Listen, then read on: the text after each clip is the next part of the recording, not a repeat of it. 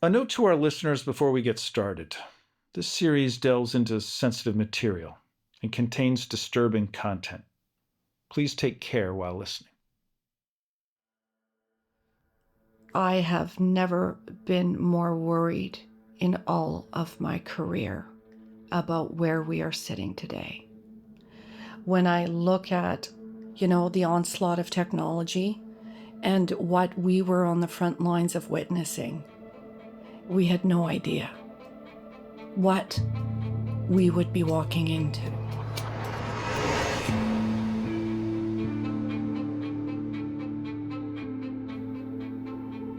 All right, let's get there. Let's start with you. Lyanna McDonald, born and raised Winnipeg. Actually not. Oh, okay. So my father was a banker, a manager, and the story goes that my mother went into labor on the way back to Portage-la-Prairie, which is a small town in Manitoba. And so my mom and my father had to make a decision. Which direction do we go? Do we go back to Winnipeg or do we continue on? So I was actually born in Portage-la-Prairie, Manitoba on July 28th, 1969. Great, upbringing in a middle-class environment in Winnipeg. And Winnipeg is that sort of special place. Everybody knows everybody. It's small enough that you have that community feeling, but you do have also these sort of peppering of really unique things that make Winnipeg, Winnipeg. Cold as hell, right? So we all grew up with skates on our shoulders and, we played sports. And it was sort of, I guess, a space to grow up where you actually could take in childhood in a way that wasn't rushed. Even as a little girl, Lianna had a feeling that she was destined for something big. She would live an important life, she thought. And she was right. It started with small steps, some traveling, a political science degree, enrolling in a child education program, and then running a small child care center in Winnipeg. It was the setup for her life as a sentinel. I was running a center with just a bucket load of beautiful little children. And I think that experience, I had to do payroll. I had to figure out all the administration. I learned skills. I had to learn them all through formal education, but it allowed for me to figure out how do you build something from nothing. And at the same time, you really embrace children, child development, and all the things that matter in giving children in those formative years their absolute best start. And I cherished the responsibility of bringing little infants and toddlers into my care that parents would hand off to us and say, here. So you really sort of understand the precious nature of childhood and what it matters and watching children play. So I did that until I guess I had finished all my education. It was when I was 28 that I saw an ad for a position to become the executive director of a charity called Child Find Manitoba. It was dedicated to missing children. And I thought to myself, I want this. Okay, you're 28 years old. Mm-hmm. You see you're running a daycare. You're surrounded by beautiful children. This is truly joyful work. I can only imagine. And you see an ad for an organization that frankly does dark work. It's a very different reality. You're going into a very dark realm with that kind of work. What is it about that job posting and the idea of that attracted you? The crazy sort of answer is probably the sacredness of childhood. All these years later, as the head of the Canadian Centre for Child Protection, Lianna isn't satisfied just managing a nonprofit with a noble mission and not much else.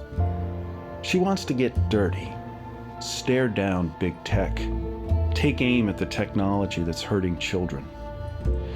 She wants to find a solution, figure out how to execute it, and actually change the world.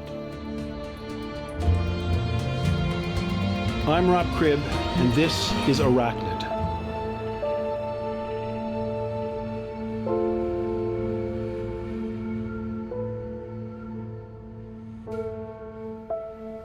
So you have what happened to you as a child.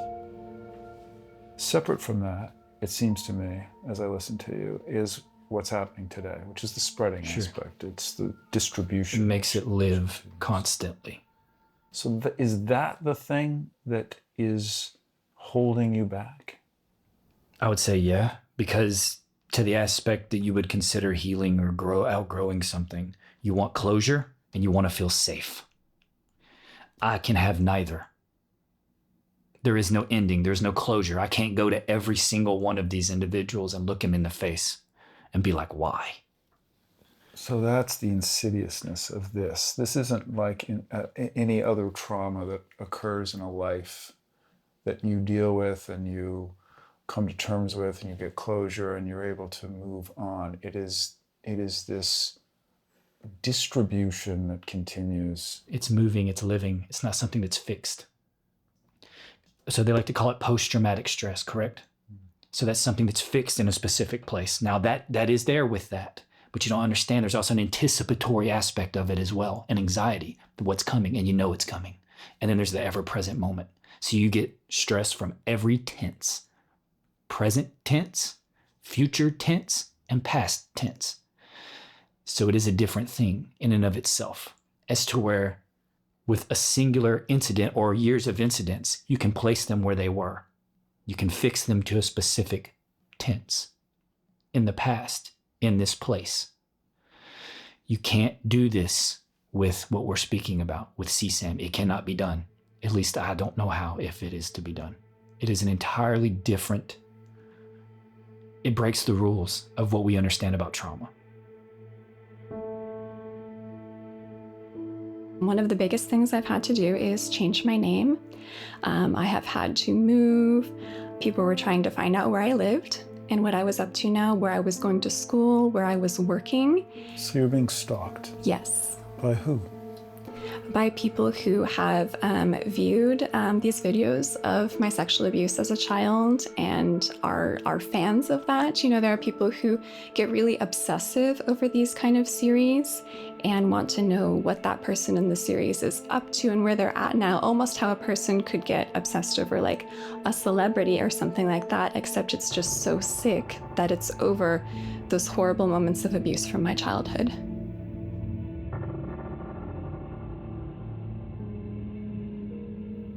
When you talk to them, survivors, and they ask you, how can this be happening to me? How can this be allowed?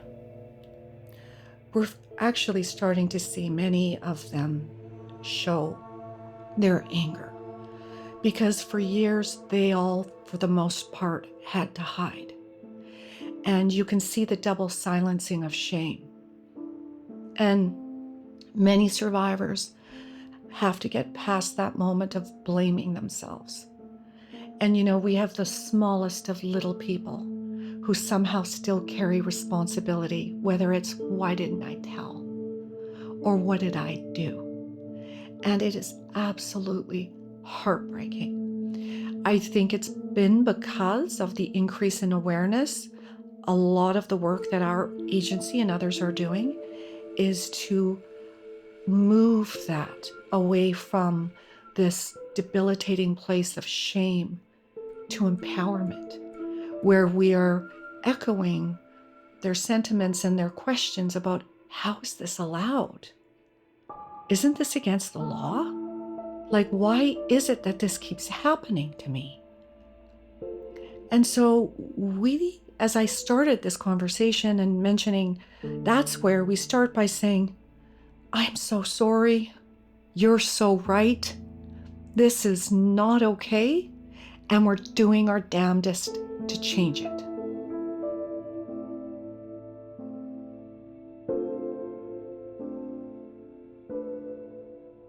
Lianna's connection with families who have been victimized or lost children is a remarkable thing to witness.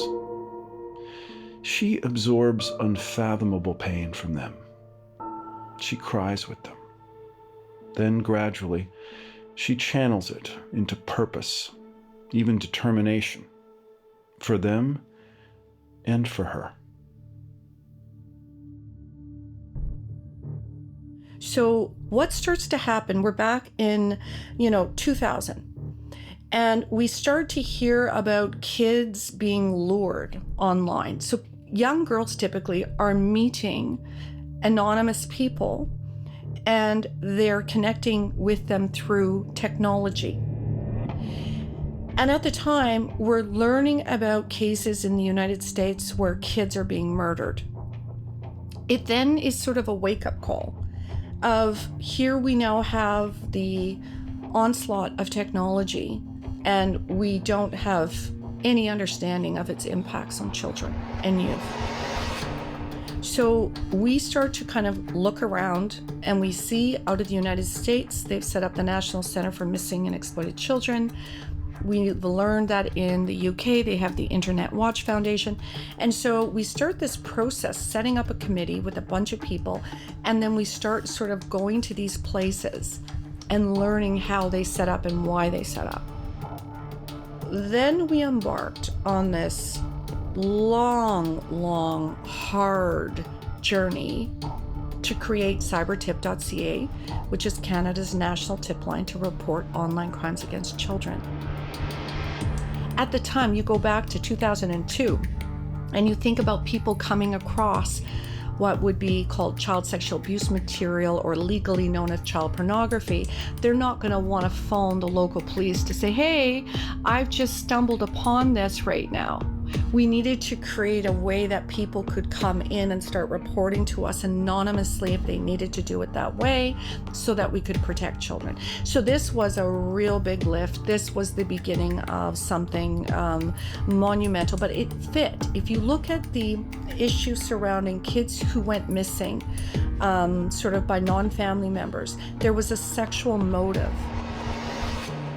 And now we have the internet. And we have all of that wraparound harm tied to the sexual commodification and exploitation of children that was cloaked in a user's anonymity. So it was really the perfect storm.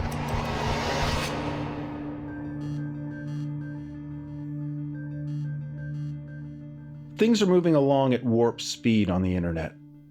Today's kids have never known a world without it. So let's take a step or two back here. To Lianna, there was a tipping point in the early 2000s. People are enamored with the technology, and then just a few years later, around 2008, social media arrives. Abusers see the internet as a way to make money off illegal content, and they begin creating more and more of it. Lianna starts to see patterns. Kids are the product. So she and her team got to work, brainstorming ways to push the issue forward, penetrate the public consciousness, build a body of evidence.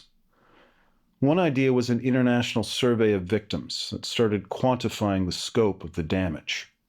Another was the Phoenix 11, a group of survivors from across North America brought together by the center to push lawmakers to take action. So we, engage with our partners at the National Center for Missing and Exploited Children, and we take a big risk. We bring together survivors of this horrific crime, and we bring them to Phoenix, Arizona. And we didn't know what to expect. What we knew is they had been talking about the need to come together with others like them, not to go through their stories, but just to be together, to talk about things. And basically, it was a life-changing experience for them and for all of the professionals that were there with them. And it was incredibly cathartic for each of them to be there to participate, and they helped shape and inform things that they wanted the world to know.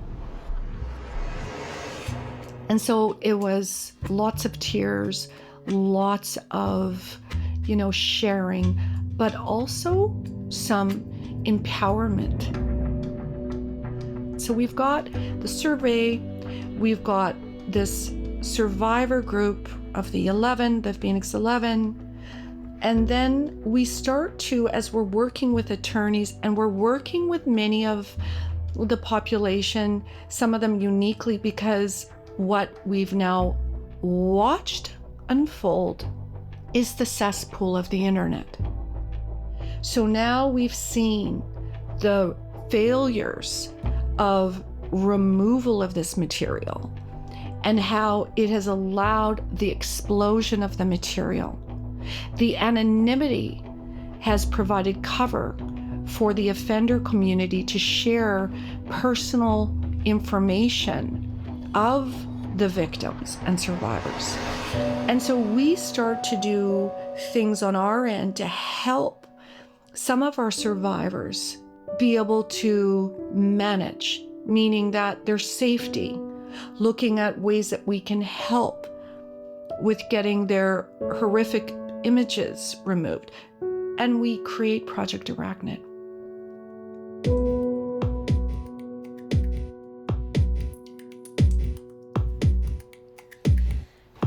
Okay, right this way. So you're in the dungeon. It's a bright dungeon though. It's a half base, and we get the jokes about the technology people being in the basement area, of course. But no, we have a vibrant group around here, and as you can see, we've got the Christmas lights that are here sort of year round. So it's a good vibe down here. Hey everybody. Hello. So we have a pretty diverse set of skills around here. We have developers, front end, back end, etc. We do all of the work surrounding Project Arachnid and all the technological projects that C3P does. So this is the core of Arachnid in here. Yeah, in the technological terms, it's sort of the other side of the coin from the analysts. That's the way I like to paint it. Arachnid is the Canadian Centre's crowning jewel.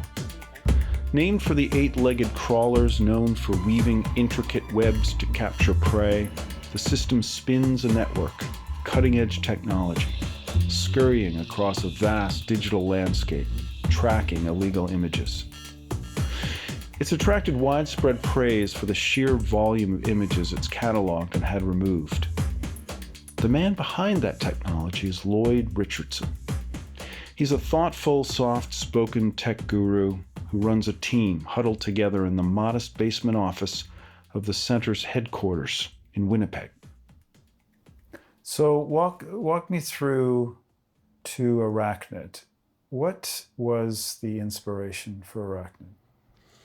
It was a confluence of many things. So painting the picture what the tip line is, essentially it's still absolutely critical in what it does today. So the idea of receiving tips from the public related to online crimes against children is, that was our bread and butter to start, and it still is now. The gap with it was you'd have sort of a work queue of things coming in. So it depends on how much the public is reporting to you. You can get all of your reports out the door. At the end of the day, you're like, okay, we got done what we needed to get done. But we weren't proactively looking for anything. Now, when you start doing something that you proactively look for more work, you can really create some psychological issues, right? If my list of to-dos goes from 10 to 10,000, you need new ways of coping with that. So, and that's really what Arachnid sort of created, because it sort of blew up. There's so much of this horrible stuff out there. It was very much a victim-centered tool that initially started off as something in terms of a crawler, but has, of course, exploded into other assets and important pieces. But it was the first time that we could actually open the curtain. We could actually see through Arachnid what was happening. It was the evidence catcher. We could see where in the tech stack this material was showing up. We could see who was allowing it to be hosted. We could see when Arachnid does an automated removal of known CSAM, who was being resistant. We could see who was being responsive. So it allowed us to actually see the volume. We looked at one specific survivor whose material was prolifically traded. We would see it all the time. And we asked the question, well, can we do something a little bit smaller? Like, do we want to boil the ocean here and remove all CSAM from the internet? Yes, we do. But what could we do that's a manageable piece that we could look at just as a sort of pilot? So we looked at just this particular survivor's images and videos and said, how much of this can we find if we go and proactively look for it? And we were gobsmacked by the amount we were able to find of this one survivor of, hundreds of thousands of them that are out there. So with the success of that, we said, okay, well, this was this small thing to start to just find child sexual abuse material. Let's start expanding it to all of the survivors, the unknown survivors, because that's another side of it. Most of the images and videos that we see are victims that have not been identified yet. That's one of the sad truths related to this. So it really did grow into a big sort of, like, things were tacked on afterwards. So the small thing that Arachnid started as with this small little pilot has grown into a utility for a bunch of other stakeholders that's become quite significant.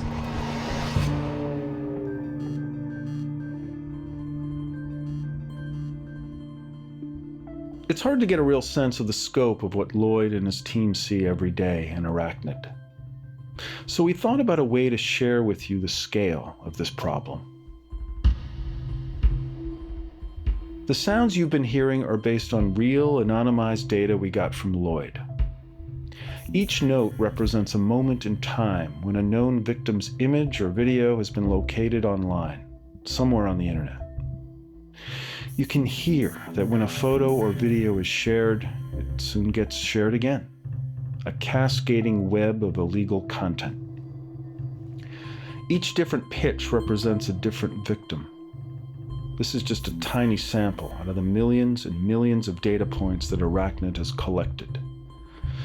But the sounds you're hearing also represent the download of someone's stolen childhood, their deepest pain exploited. It's a dark symphony, the relentless pulse of an online underworld that never sleeps. Each note, a haunting reminder of the scale and devastating rhythm of this issue.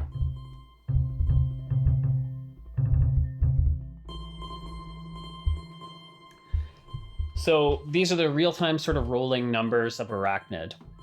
The top number there is the total URLs analyzed, so web pages that Arachnid has crawled. So we're in I guess that's 5.3 billion web pages to date since inception. And then the number below that is the total images that have been sent through Arachnid, which is 169 billion images.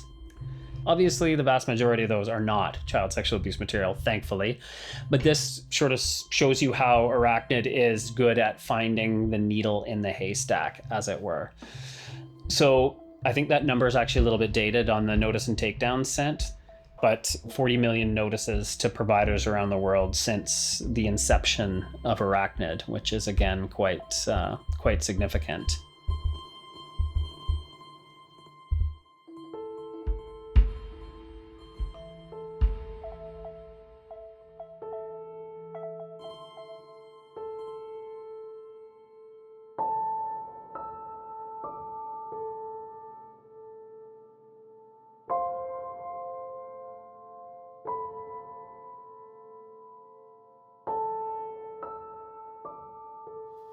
I just learned that Arachnid, which has become a global phenomenon, this program that they've created, you were effectively an inspiration for that it was your case and the stalking and the harassment that followed you that led them to ponder new, innovative ways to try and address this issue.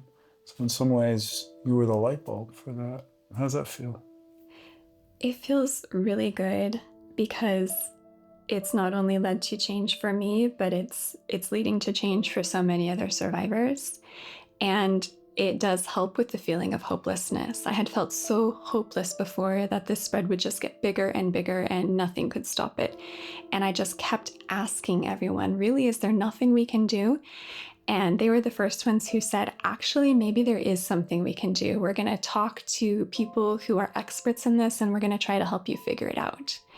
And when they first called me and let me know, after they'd done all the research and kind of come up with the plan of what Arachnid was going to look like and what it was going to be able to do, that phone call is another pivotal moment of my life, actually, because finally someone was helping me fight back, literally in the space of where this abuse was happening to me. Tell me about that phone call. Who was on the phone with you? Lianna was on the phone with me. Tell me about it. It was a really emotional phone call. She was emotional too, because, I know she cares so much and we have a really strong personal connection. And I know she wanted so much to be able to help me with this issue. And she really fought for that on my behalf. And so when she told me what it was and the web crawling capabilities it would have, how it would actually be able to take things down and be smart enough to find them out there and do it, on its own without even more people having to view those images, which is another concern that I had. It was like some of the weight was able to drop for me. And I started crying. I'm not a person who cries very often, to be honest. And I just bawled. I bawled during the phone call. I bawled after the phone call. I think I just cried for days because it was such a relief that that someone was fighting back for me in this way. And I love the imagery of Arachnid too, with things being on the web and the web seeming like such a dangerous place for me. It's like that little spider is out there fighting on the web on my behalf. And that's a really empowering image.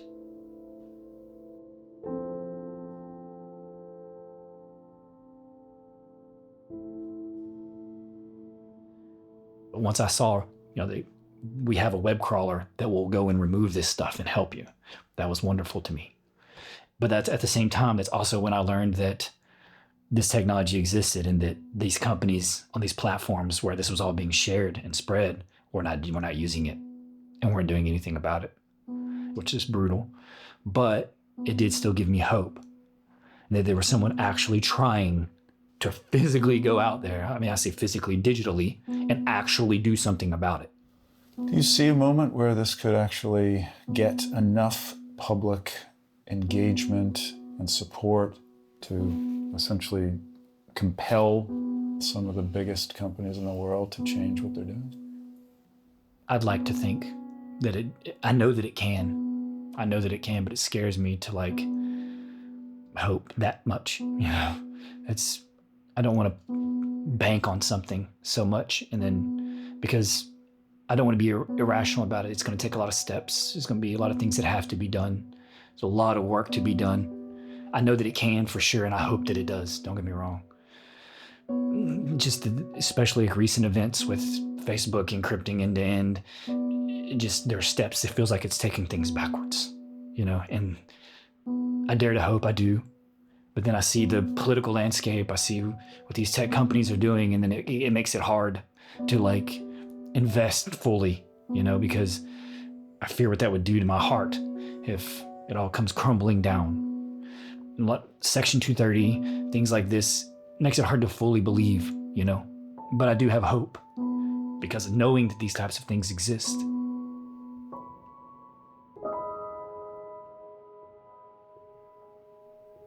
Okay, so you're probably wondering about this reference to Section 230. People engaged in this issue talk about it a lot. It's part of the U.S. Communications Act, which was first written in the 1930s. Then, in the 1990s, the act was amended, and they added, you guessed it, Section 230. In a nutshell, it provides publishers with immunity. They call it good faith immunity for what users post on their platforms. They're just the messenger. See no evil, hear no evil. You get the drift. So Section 230 is a law that was written in the 90s, and at the time it was a sensible law that said we will not penalize tech companies for doing content moderation. So whether you take something down or don't take something down, and it was literally called the Good Samaritan Law. And it had exactly the opposite effect, which is it basically became the Bad Samaritan Law that said you get a bye no matter what you do. Now, the dirty secret is that Section 230 should have nothing to do with child sexual abuse, because that material is illegal and 230 is silent on illegal material. And yet, tech companies have managed to convince the courts to give them broad liability shields for all forms of bad behavior. Section 230 has given birth to a pitched philosophical battle. One side says freedom of speech is paramount and privacy rules. The other side says enough is enough. Grotesque illegal content has no place on the web, and kids need protecting. Okay, so respond to those who will say any steps, any measures taken to in any way monitor or control my use of the internet constitutes a flagrant violation of my privacy and my freedom of speech. What do you say to that? Do you try to prevent malware from being on your computer? Do you try and filter out those kinds of viruses on your computer? Do you have a need to see a little boy raped, a 3-year-old, a 7-week-old? What is your justification for that? So if these horrific images are illegal, and the tech solutions to eradicate them have been around for decades, what exactly is stopping tech companies from taking leadership and getting this done? That's next time on Arachnid.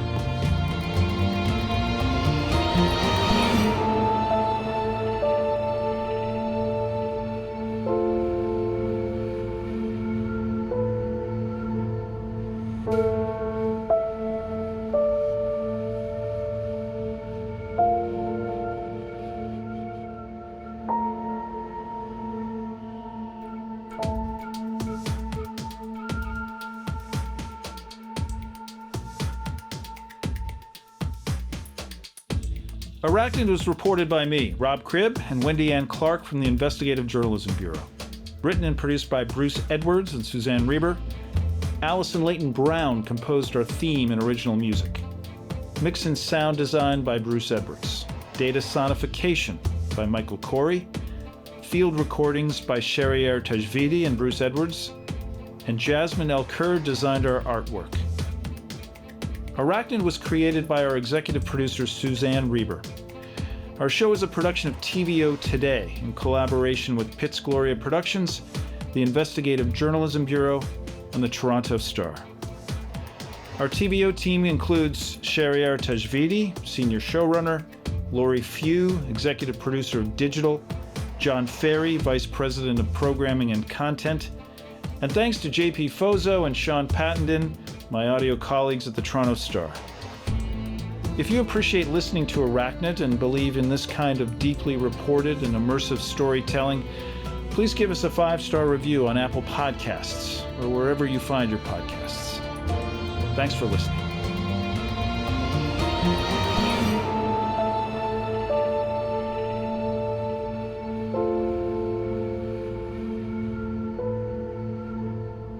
Thank you.